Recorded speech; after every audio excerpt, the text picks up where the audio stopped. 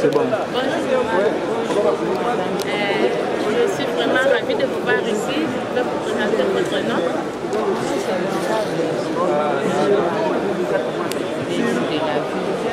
Dans la province de Lomami. Quel message que vous pouvez donner au peuple de Kabinda par rapport à ce que vous êtes venu faire ici? Et à la population de Lomami en général et à la ville de Kabinda en particulier, c'est un message d'abord, je leur d'abord salue et je leur montre que nous sommes là, nous étions venus répondre à l'atelier d'appropriation du développement local des 145 territoires qui étaient patronnés par le chef de l'État, son Excellence Félix Antoine Tshisekedi Tshilombo.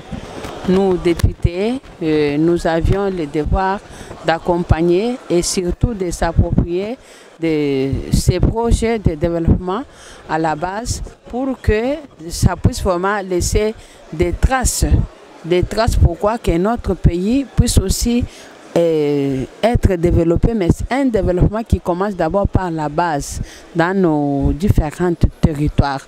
Voilà pourquoi nous étions venus, parce que nous, dans notre rôle en tant que députés, nous avons vraiment le mandat de contrôle parlementaire et nous devons faire un bon suivi pour que ces travaux ou ces projets de développement des 145 territoires, ça puisse vraiment se faire avec des visibilités et que ça puisse vraiment réussir pour donner les discours au chef de l'État qui a pensé dans sa bonne vision pour développer les différentes entités territoriales déconcentrées. Je parle bien des territoires qui depuis lors avaient déjà des bâtiments vétustes et toutes les routes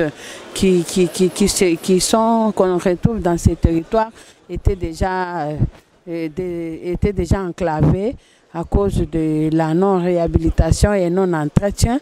C'est pourquoi nous, députés, on nous a invités pour que nous puissions nous approprier. Nous allons faire des suivis pour que cela soit réaliste. Ok, c'est notre.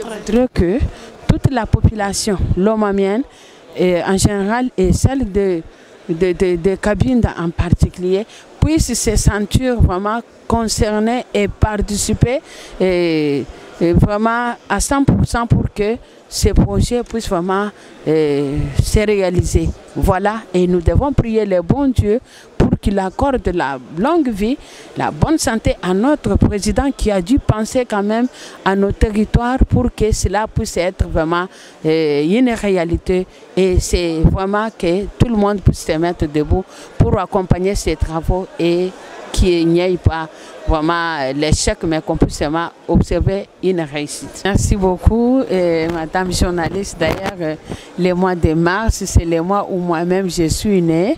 Alors, c'est un mois. Merci beaucoup. Alors, madame, je ne sais pas si c'est madame ou mademoiselle, c'est un mois où je souhaite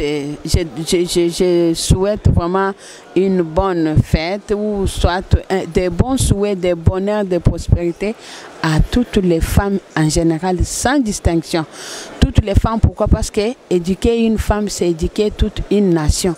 Nous, les mamans, nous sommes là pour même essayer d'éduquer la jeunesse, même les maris qui nous ont épousés, nous sommes là pour les accompagner parce qu'elles sont là pour nous donner aussi un pouce pour que nous puissions faire le mieux de nous-mêmes. Je suis députée élue, je dois te dire que j'ai eu un soutien à 100% de mon époux qui m'accompagne.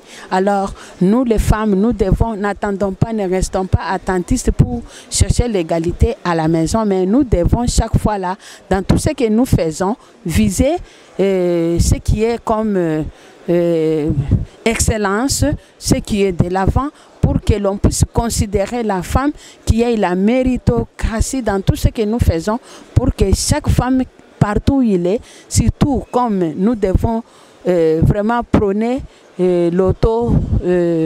l'autonomie de la femme, nous devons être courageuses, donner le mieux de nous-mêmes pour que nous puissions mériter ces souhaits-là. Vraiment, je voudrais que toutes les femmes se sentent à l'aise, que nous puissions vraiment ne pas nous sentir complexés, parce que le cerveau d'une femme est aussi comme le cerveau d'un homme. C'est pourquoi j'encourage les jeunes filles à fréquenter l'école, à ne pas se sous-estimer, aller à l'université comme les hommes, et les travailleuses doivent se sentir responsables et non rester là complexés devant les hommes parce que les hommes sont là.